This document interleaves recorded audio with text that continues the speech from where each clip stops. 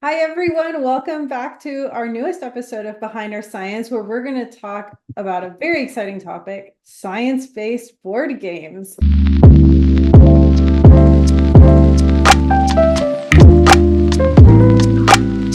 In this episode, we have a very exciting interview that my co-host, Dr. Daisy Shu, will cover once we're done chatting about some of my favorite board games like Antidote. An Antidote, you are a laboratory scientist, which my co-host and I actually are. And in this scenario, we're working for a giant chemical research conglomerate, and a deadly toxin infects all of us in the lab, and we have to work together and collaborate in order to create an antidote, which is the name of the game. And something that I'm really excited about with this game is I'm going to bring it with me to Australia so that my co-host and I can play it together. So that'll be really fun, and hopefully will be featured in a future episode. Are there any games that y'all have played that are science-based? Daisy, I'll go. I mean, the one that I've played the most, and I haven't, we love board games, but mostly it's been, I mean, there's a big need to do science-based board games, but the one that I've tried the most, and it hasn't been like an actual, I guess, not board game, but it's Pandemic, and that's the one I really was fascinated with. I started playing it like a couple years ago, and that was based on just like being bored, right? But I thought the idea of actually understanding the concept of how infections happen and it's like sort of like a risk with the like a risk board game, but with the whole infections component of it. I think that was fantastic. But I think in that scenario, I would really love to have a lot of these board games become more science-based because it'll also show like the interest that people have. I guess a lot of us that are scientists are sort of geeks. I'm not sure if that's the right word, but I am. And so I don't know if people are actually included or involved in those things, but I think that's what we were trying to highlight for this episode. How about you, Daisy? Thanks, Roberto, and thanks, Vic, for sharing. Those games are super cool. I've heard about them. I've heard really great things about them, but I have yet to play them. So I'm excited for you guys to come down under to Australia where we can actually play in person. Yeah, it's going to be super fun. The game that I would like to share is actually an Australian game called Remediate. It's a card game which I played last year when they launched the game. And they were kind of getting feedback, and we were basically the testers for the game. And this is a strategy and a strategy card game where you remediate plastic from the environment. So it really is building awareness about sustainability as well. So to remove plastic from the environment, you create this synthetic microbe that is able to eat plastic. And the more plastic you can eat, that means you're more likely to win. And so it's all kind of understanding that synthetic biology part of things and microbiology. So it's a nice kind of combination, and it's a great way for someone to learn more about synthetic biology. And so yeah, it's super fun. They're going to have another launch later in October. Um, so I'm excited to actually play it again because they've said they've improved some elements of the game. And we are hoping to get them on our show so we can learn more about the ins and outs of how to create a game. And I think that's really in line with our next episode, which is talking about recycling and plastic. So we'll be very excited to actually showcase that for the next episode. I do want to highlight another one, which kind of goes in line with science-based games that help you learn more about science, and that's Cytosis. Both of these games, Cytosis was a gift from a friend, but I learned about it at the Houston Comic Con where I bought the card game Antidote. So, yes, I do think that most scientists are geeks because I tend to go to Comic Cons quite often when I can. But in Cytosis, it's actually a worker placement game, so it's not very competitive. Like I will say that Monopoly kind of ruins relationships. At least Cytosis doesn't do that. But in this game, you actually get to work together because you're inside a human cell and you all get different currency like ATP or RNA, and you're trying to build enzymes and hormones, and you get health points whenever you build up these bigger molecules with the smaller components. So that's sort of a really great science-based game where you can learn. And I actually have found a lot of lesson plans for high school and undergraduate biology teachers that uses this board game. So that was kind of cool. That's really That's interesting. amazing. I definitely would want to be the mitochondria organelle if that's a choice. So we'll wrap it up there with our discussions because we want to highlight the next segment of our podcast, which I'm really excited that we have the inventor of this really amazing board game that is soon to be launched called Publish or Perish.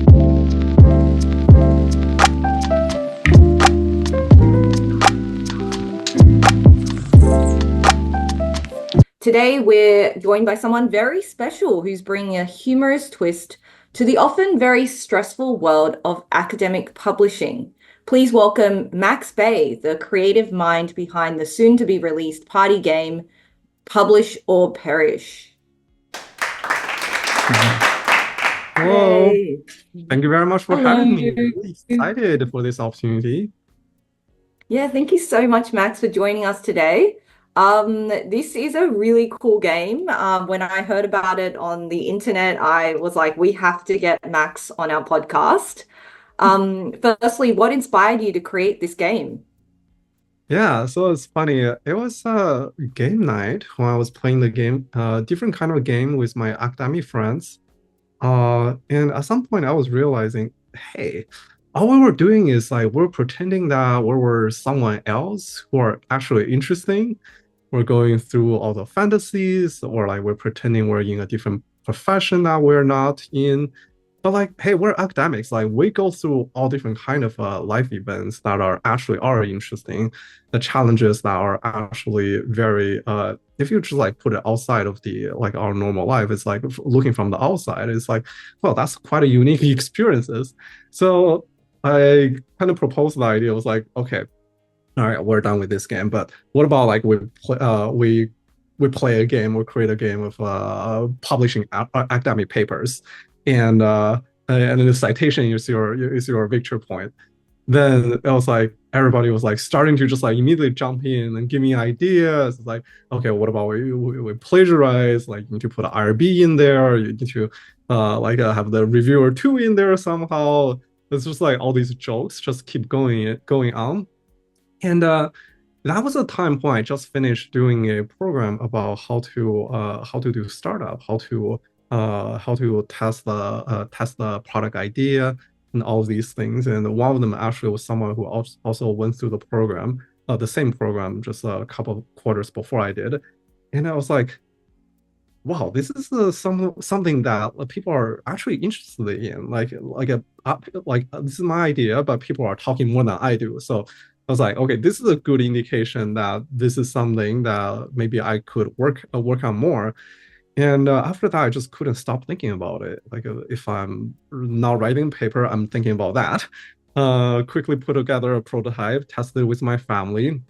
Of course, now not everything was as easy as it sounds like, but fast forward to today, I have this like functional prototype that actually is working and people seem to really like it. So that was like kind of just almost surreal, but this is where it all came from. Yeah, that's amazing. That's a really cool origin story. And yeah, it's so fascinating because it is something that we live and breathe every day, and we think that it's maybe not as entertaining or interesting, but all of a sudden it actually is honoring all the things we go through, and it's so relatable that I do really want to play it. And reviewer number two is actually quite a villainous person. So yeah, it's like all these characters that emerge in your game, like I can relate to truly, which is super cool, and also the need for citations, the Yeah, desperate need. So yeah, yeah. and yeah, what about the stage of the development of the game currently? I know it's going to be released soon, but can you talk a little bit about the release date and how you're going to release it? Yeah, what I'm hoping for is to release it in the next couple of weeks, not month. Hopefully, it's a unit is a week. Uh, the product is pretty much ready. What I'm looking at is just like finishing up some of the final touch.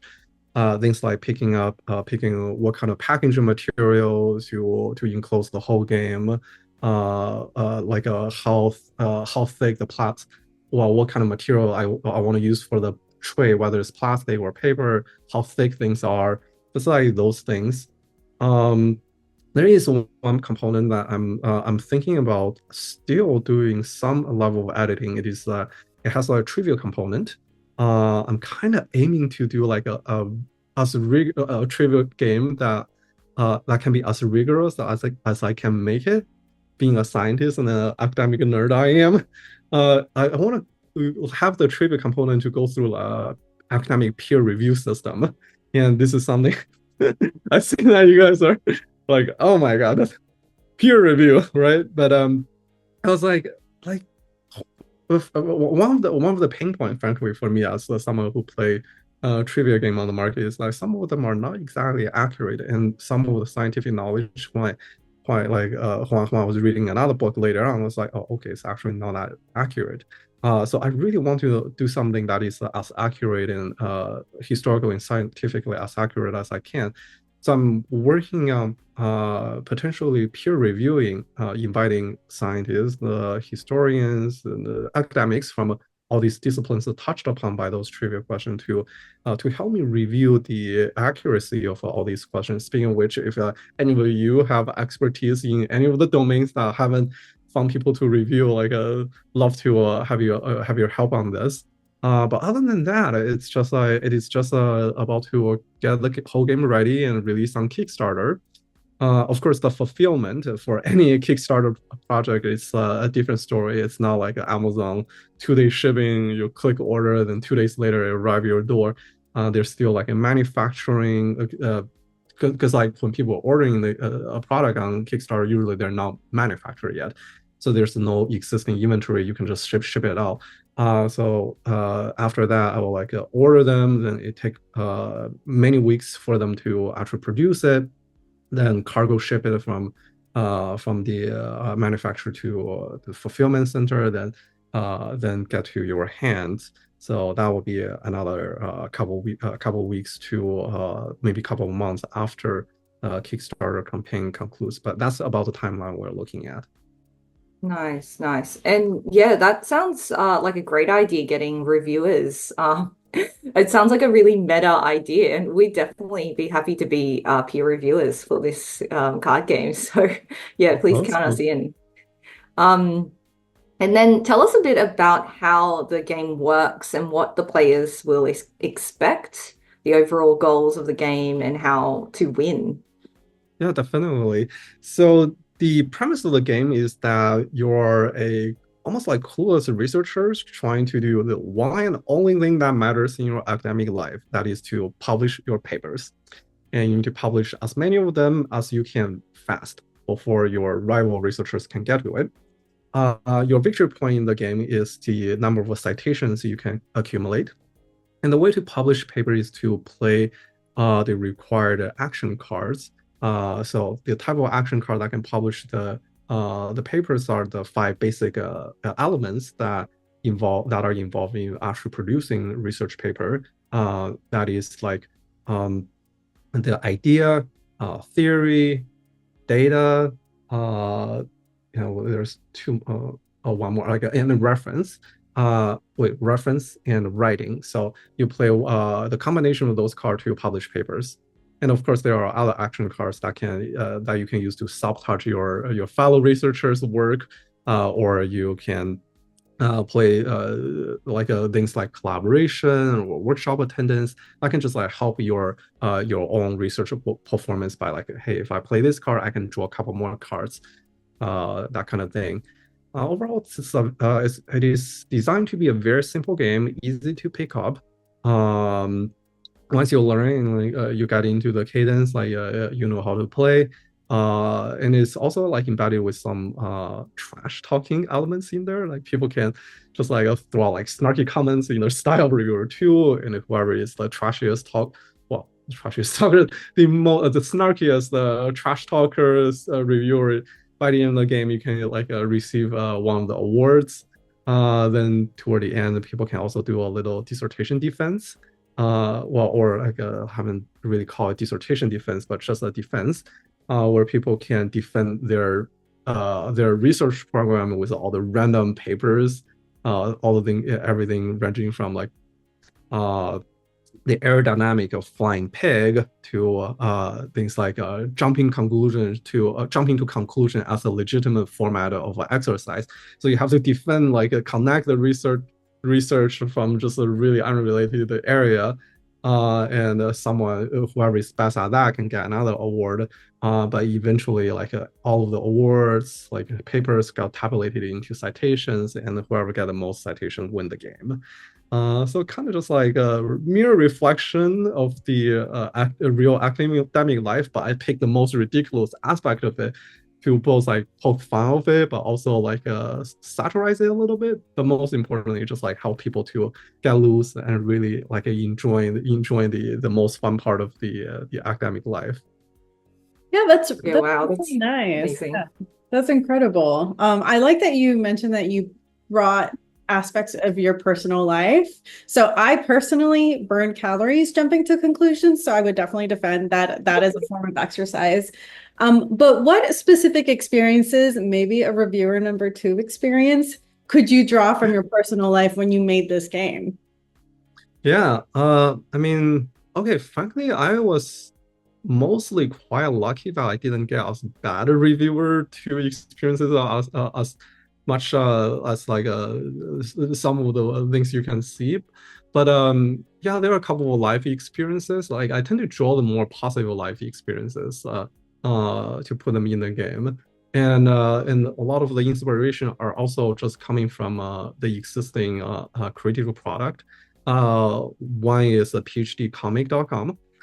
Like a lot of people kind of like already say that it's like this looked like straight out of that thing. It was like yes, there's a lot of creative influence coming from that. I mean, I started reading that from since I was an undergrad.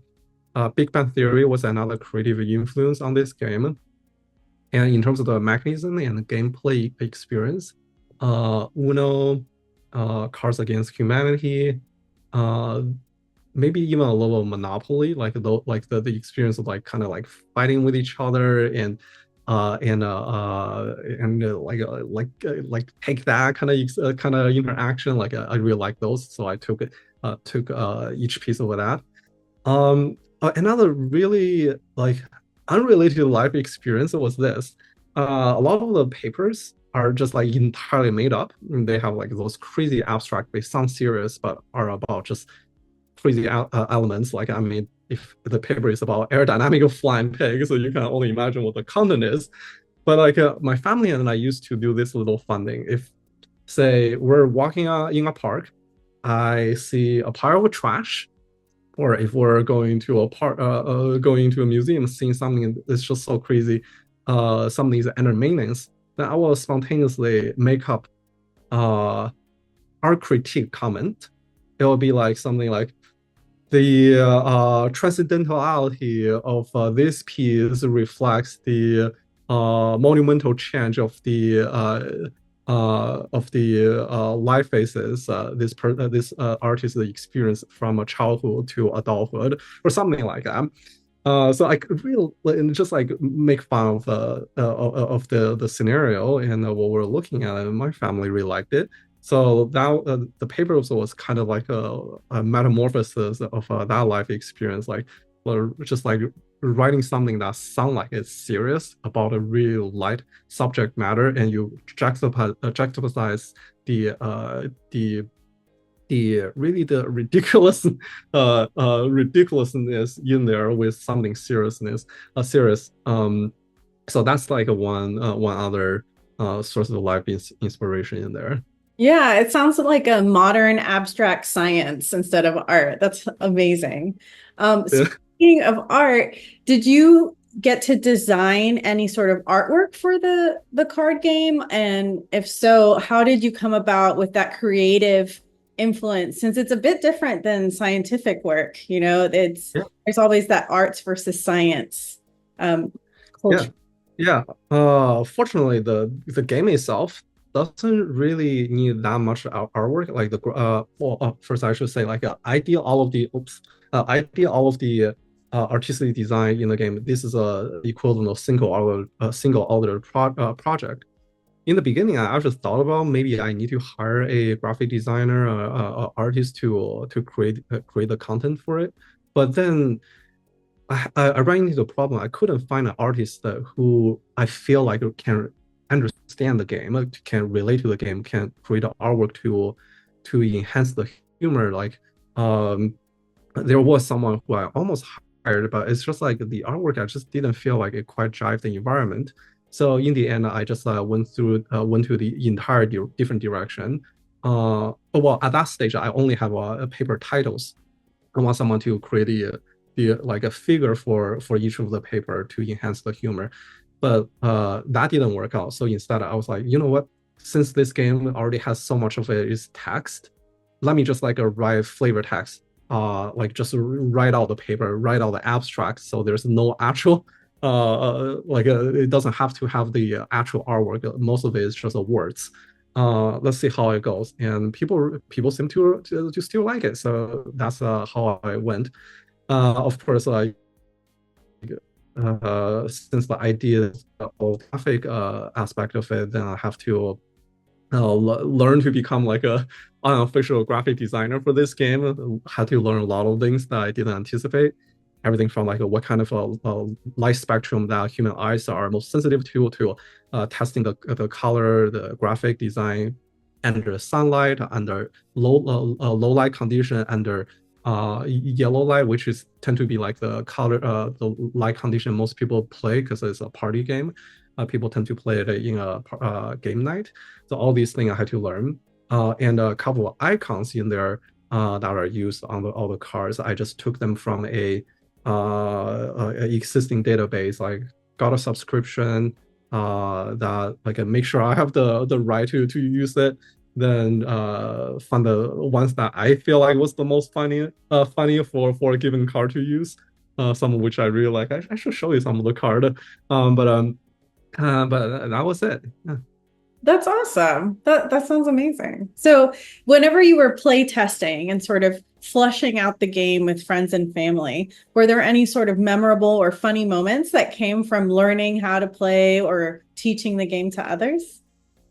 Oh my gosh, there's so many of them. This was truly one of the funnest project I have ever worked on. Much more fun than most of my research, frankly, because a lot of them are about bad stuff, but bad stuff in the society. But the some of the most fun experience. One was that my husband invited me to a whiskey tasting event with his business colleagues. They are and it was supposed to be like a guys only event. Don't bring your wife, but like I was my husband's husband, so it's like he was like, okay, can he come? Like, they're like, sure, just bring him in. So like I went into that one, but I'm not a very, how do I say that, a whiskey person who goes to a guys only event. Like I anticipate a very different environment. But yeah, as like business owner, like I brought a copy of the game, had like a didn't have much expectation. I didn't anticipate they will get it. But like I was like, you know what, let's just see if like people are interested in it, and if so, like it could be like a test for how bad the experience can go. Boy, was I wrong. They had a great time. And it's like, wow, I don't know if it's about whiskey or like the fact that a number of them actually have some academic experiences, like both publishing or go through the higher ed experiences. But like they were just like trash talking each other about the things I never anticipate. In one point, like when someone published a paper, then everyone else is like, "Congratulations to your publication!" And everyone like start clapping like just like spontaneously. I was like, "Whoa, that part is fun!" And let me just write that into a part of the game rule. And it turned out like whenever I'm playtesting, the part about like clapping hands and saying congratulations, that turned out to be one of the most like liked aspect of the game. And like people were like, yeah, definitely keep it. Like like people will tell me like when I was reading the rule, it feels like a little awkward. I don't want to do it, but when people are actually doing it, I was like really fun. You should keep it. So that was like one of the things that I just didn't expect at all, but it turned out to be a great time. And it also gave me the perspective that like, hey, maybe this game will have a chance to go above and beyond the academic circle, given that like I mean, there are business professionals like business consultants or business owners. So it's like if they can have fun, maybe like everybody can have fun. So that was that. Yeah, it sounds really inclusive. Congratulations on this. Thank you. Trying to be. Great, thanks, Max. And I think I have to say, like one of the main things that I do at home is we do a lot of board games. Like our collection of board games is getting insane, and that's because we go to like thrift stores or whatever, and other people like you use it and sometimes we recycle them, right? But my kids are incredibly competitive, and so I have to say like something like this would be very meaningful for them to understand, especially if they has like the competitive component is going to go really well with us. I really also value that you're doing something that brings in the like non-scientist or non-scientist things because I mean we don't get like fancy like awards or we get like things that are bringing up the attention, right? So something that brings in the light into science and also brings in like something that could potentially become of interest of other people, it would be fantastic. And Yeah. so one of the things that I wanted to ask you is, do you have any plans for expansions or additional content that you're looking to add to the game? I know it's in the initial phases, but is there something that you're planning on? Yes. Yes, exactly. I do love the idea of like making this more accessible to people beyond academics. So that was actually something I that determined the creative direction in the very early stage. The theme seemed to be something that is esoteric and really niche. But then on the mechanism and playing experience, I want that to be uh, as accessible as you can. It is very lively and active. It draws people in when people are playing, playing it once. So like the most like maybe frankly the demographic I've tested that is most like extreme was like among kids as young as 10 years old. They were if they are interested in science and culture, they are still interested in it. But base game itself it was already designed to be like a relatively possible to go beyond the academics. Of course, like another goal of the game is that I want people to be able to academic people to play it with their friends and family who are not in academia, so that they can get it to understand what our life struggle is and our motivations are. Expansion, I am working on 3 expansions. They are all 3 of them are almost done. One is just each of one of them enhance every aspect of the game, and one of them actually make it slightly more strategic, so that it can cater to people who anticipate a little more strategy in it. But still, overall, it is like a party game with a lot of randomness in there. So like a little strategy I'm adding there is still like relatively small. Um, Sorry, like you mentioned another part of the question. I forgot what you were saying. Did I answer it? No, but I think the question is basically that. I mean, a lot of games, what they tend to do is they have like different versions of it.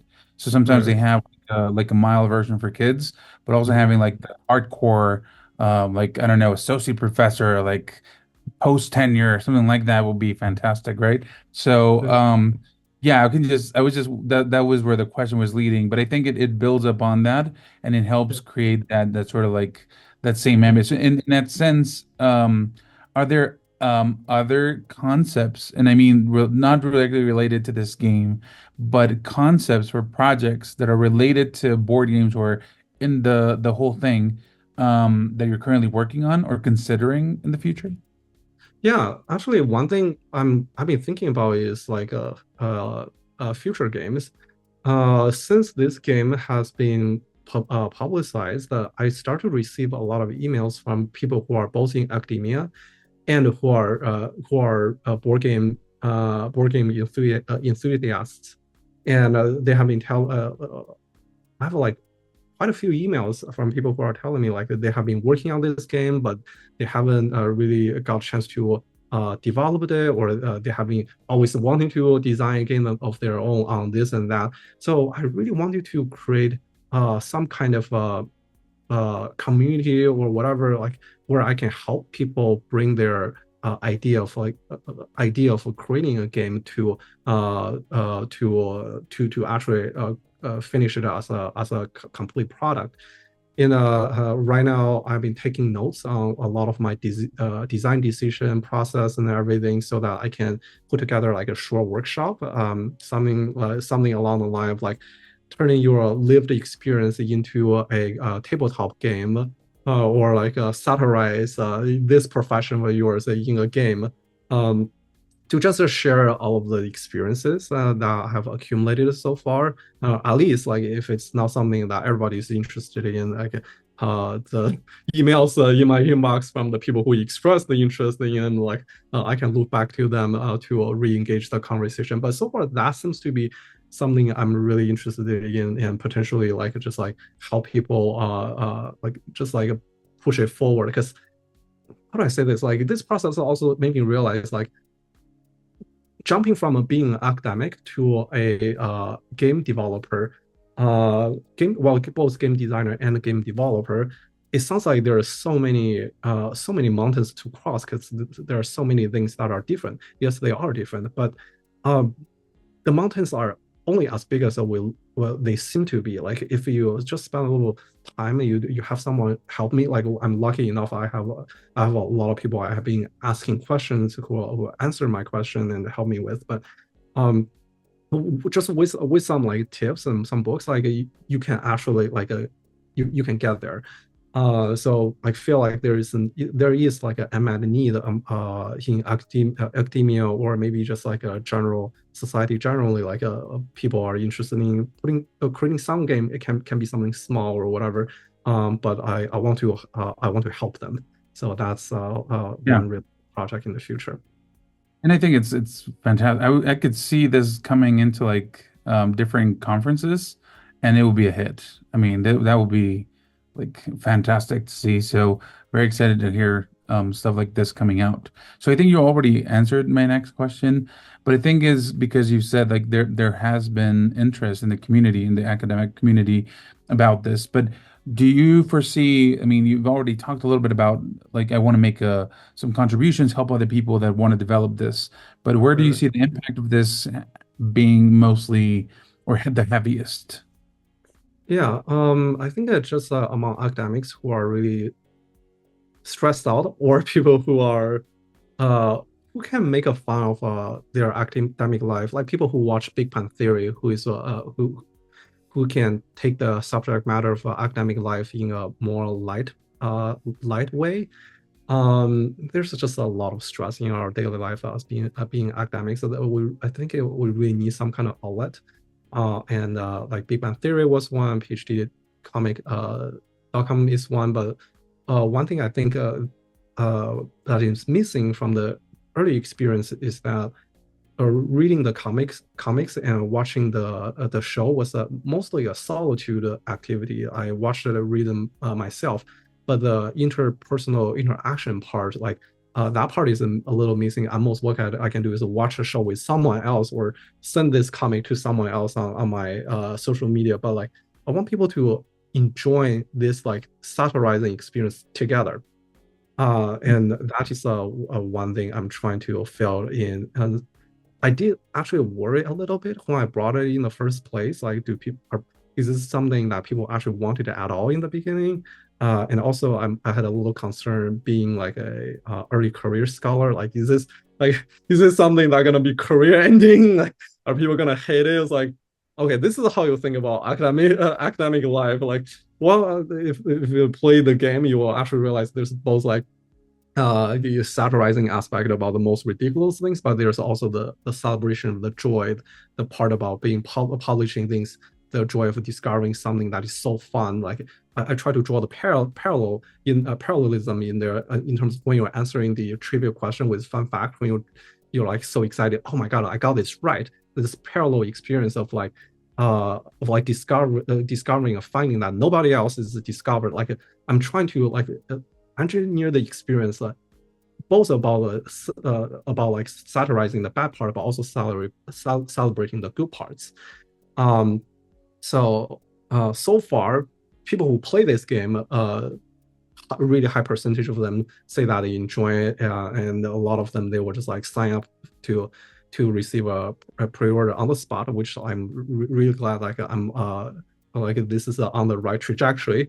Uh, I mean, like in the future, it's possible someone will still see me like now being very serious at academics or like discount my work or in any way. But at this point, I think it's just like it's a risk I'm willing to take, seeing how much support at least like I'm getting so far, which was a lot of time is a really touching moment for me to think about.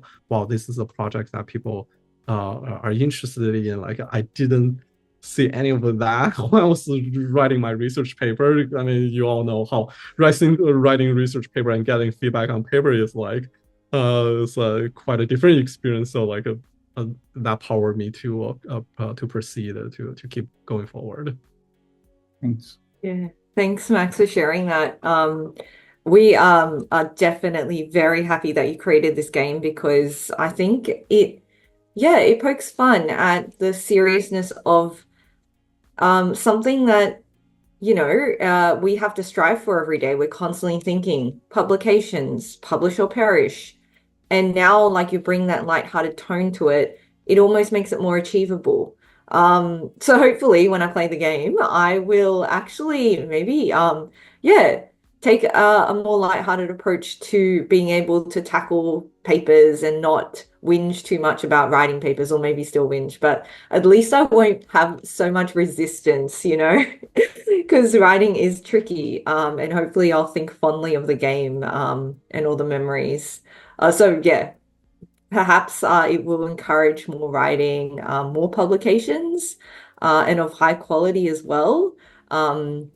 And who knows, maybe reviewer number two might actually start to realize the impact they're having on people.